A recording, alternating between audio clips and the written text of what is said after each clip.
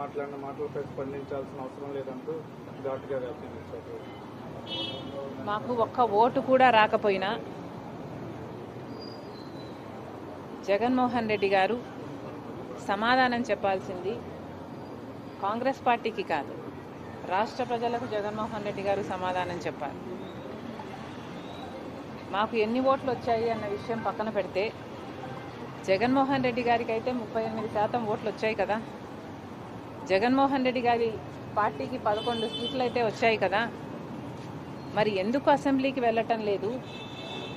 మీరు ఎమ్మెల్యేలుగా ఉంటే మెంబర్ ఆఫ్ లెజిస్లేటివ్ అసెంబ్లీ మెంబర్స్గా ఉండి మీరు ఎందుకు వెళ్ళటం లేదు? వెళ్ళటం లేదు కాబట్టి రాజీనామా చేయండి అని మేము డిమాండ్ చేస్తే ఆ ప్రశ్నకు సమాధానం ఇవ్వకుండా మేము ఇన్సిగ్నిఫికెంట్గా అన్నట్టు మాట్లాడారు జగన్మోహన్ రెడ్డి గారు. జగన్మోహన్ రెడ్డి గారికి సూటి ప్రశ్న, మాకు ఎక్కువ ఓట్లు రాలేదంటున్నారు. సరే, మీకు 38% ఓట్లు వచ్చాయి, మరి వచ్చి కూడా మీరేం చేస్తున్నారు దాంతో? 11 సీట్లు గెలిచి కూడా మీరేం చేస్తున్నారు దాంతో? మీకు మాకు ఏమిటి తేడా? మాకు ఓట్లు రాలేదు కాబట్టి మేము అసెంబ్లీకి వెళ్ళలేదు. మీకు ఓట్లు వచ్చినా 11 సీట్లు గెలిపించినా జగన్మోహన్ రెడ్డి గారు అసెంబ్లీకి వెళ్ళకపోతే మాకు ఆయనకు ఏమిటి తేడా?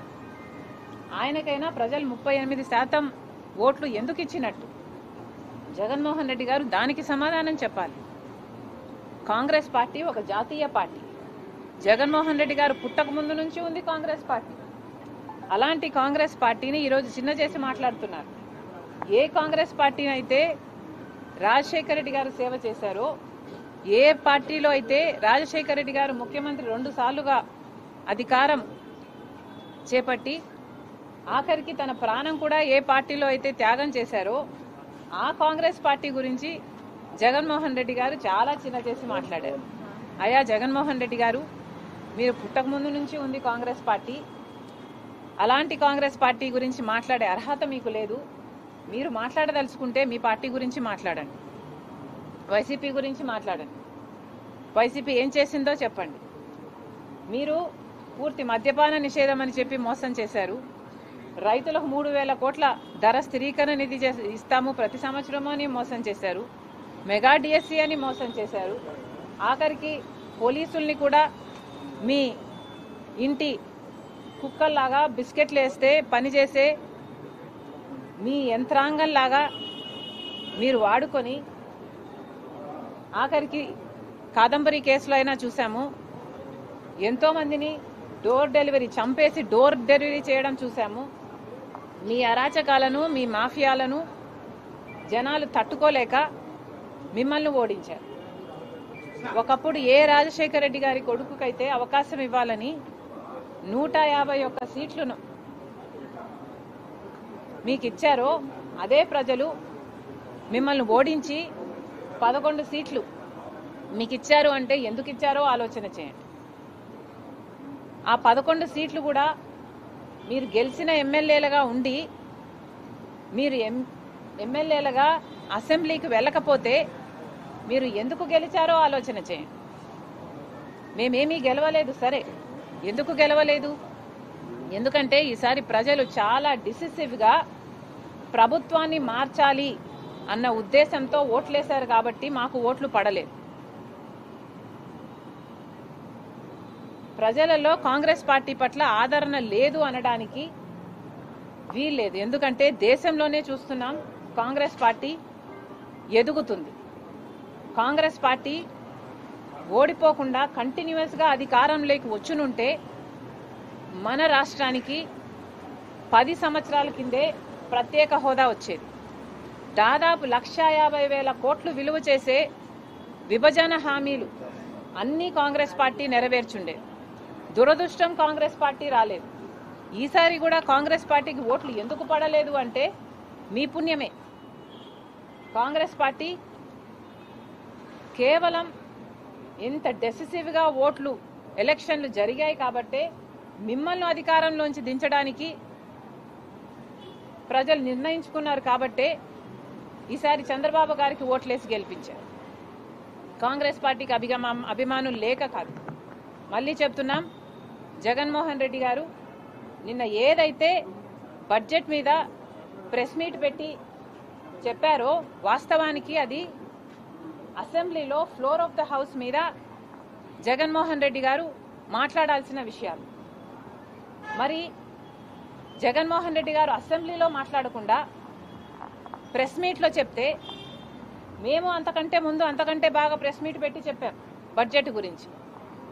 మరి మాకు జగన్మోహన్ రెడ్డి గారికి ఏమిటి తేడా? ఓట్లేసి గెలిపించారు, మీకు 38% ఉంది అని గొప్పలు చెప్పుకుంటున్నారే, అది కూడా ఉండేటట్టు మిగిల్చుకునేటట్టు మీరు వ్యవహరించటం లేదు, ప్రవర్తించటం లేదు. మళ్ళీ జగన్మోహన్ రెడ్డి గారికి చెప్తున్నాం, ఇన్సిగ్నిఫికెంట్ పార్టీ మాది కాదు, ఇన్సిగ్నిఫికెంట్ పార్టీ మీది, వైసీపీది, వైఎస్ఆర్ లేని వైసీపీది, ప్రజాక్షేమం లేని వైసీపీది. మళ్ళీ చెప్తున్నాం వైసీపీ లీడర్లకు, జగన్మోహన్ రెడ్డి గారికి, మీరు మెంబర్స్ ఆఫ్ లెజిస్లేటివ్ అసెంబ్లీ, అందుకనే ప్రజలు మిమ్మల్ని గెలిపించారు.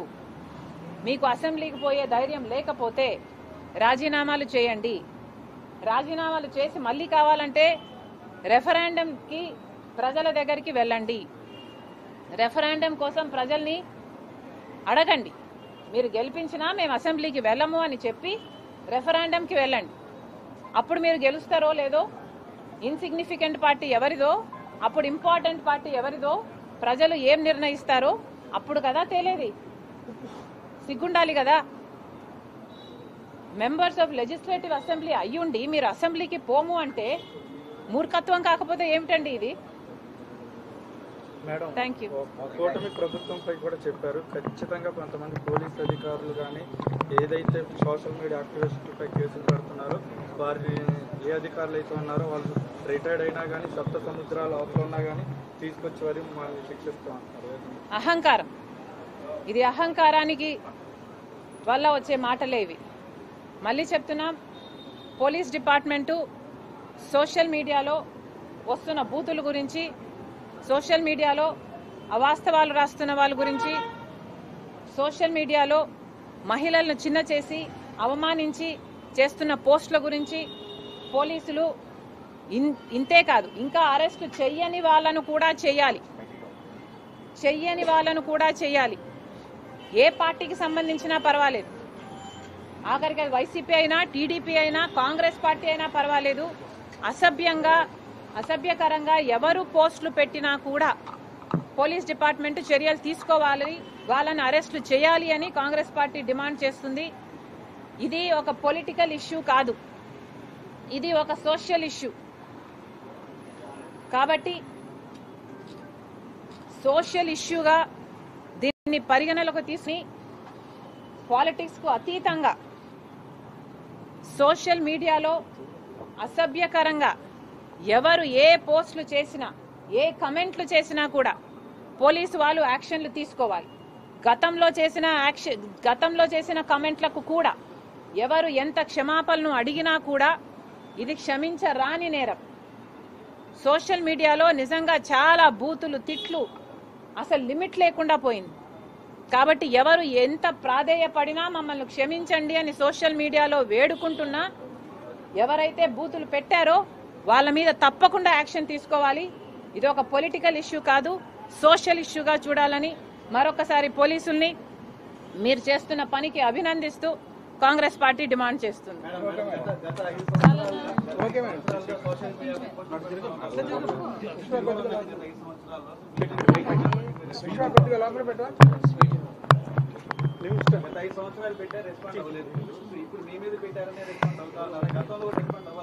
అమ్మా, నేను ఇప్పుడే రెస్పాండ్ అవ్వటం లేదు. సోషల్ మీడియాలో నేను బాధితురాల్ని అని నేను మీడియా ముందుకు వచ్చి చెప్తున్నది ఇది మొదటిసారి కాదు.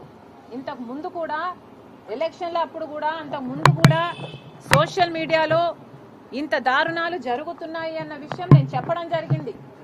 అదే కాకుండా జగన్మోహన్ రెడ్డి గారి సైతాన్ సైన్యానికి నేను బాధితురాలను అయ్యాను అని చెప్పి ఒకసారి కంటతడి కూడా పెట్టుకున్నాను ఇదే మీడియా ముందు. మీకు గుర్తుందో లేదో, ఇది నేను మొదటిసారి మాట్లాడడం లేదు. ఇది నిజంగానే ఒక ఇష్యూ. ఆ రోజు నేను మాట్లాడితే ఏమనుకున్నారో మరి, పొలిటికల్ ఇష్యూ అనుకున్నారో ఇంకోటి అనుకున్నారో నాకు తెలియదు, కానీ నేను చాలా సందర్భాలలో నేను బాధితురాలిని అని చెప్పడం జరిగింది. సోషల్ మీడియాలో ఇలా జరుగుతున్నాయని చెప్పడం జరిగింది. అప్పుడే యాక్షన్ తీసుకుని ఉంటే ఇవి ఆగుండేవి. కానీ అప్పుడు జగన్మోహన్ రెడ్డి గారు ముఖ్యమంత్రిగా ఉన్నారు. జరిపిస్తున్నది జగన్మోహన్ రెడ్డి గారి జరుగుతున్నది జగన్మోహన్ రెడ్డి గారి పాలన. ఈ బూతులన్నీ కూడా రాస్తున్నది జగన్మోహన్ రెడ్డి గారి సైన్యం కాబట్టి అప్పుడు ఏ యాక్షన్ తీసుకోలేదు. కనీసం ఇప్పుడైనా తీసుకుంటున్నారు, చాలా సంతోషం. కానీ నేను ఇప్పుడు కూడా మీడియా ముందు మాత్రమే మాట్లాడగలుగుతున్నా. ఇప్పుడు కూడా లీగల్గా ఏదైనా యాక్షన్ తీసుకోవాలి అంటే అందుకు కూడా సంకోచిస్తున్నా. ఎందుకంటే నేను ఒకవేళ లీగల్గా ప్రొసీడ్ అయితే వర్రా చెప్పినట్టు అవినాషో భార్గవో ఉన్నారు అని నేను లీగల్గా కేసు వేస్తే దానికి పొలిటికల్ ఇంప్లికేషన్స్ కూడా ఉంటాయని ఆలోచిస్తున్నా. నేను కాంగ్రెస్ పార్టీ అధ్యక్షురాలుగా నేను లీగల్గా ప్రొసీడ్ అయితే ఇది ఒక పొలిటికల్ రంగు దీనికి పూసినట్టు అవుతుందేమో అని ఆలోచిస్తున్నాం. నిజానికి ఇది పొలిటికల్ ఇష్యూ కాదండి, ఇది సోషల్ ఇష్యూ. దీన్ని అందరూ పొలిటికల్ ఇష్యూ కాకుండా దీన్ని ఒక సోషల్ ఇష్యూగా చూడాలన్నదే మా తపన. Madam last question. చాలమ్మా, థ్యాంక్ యూ.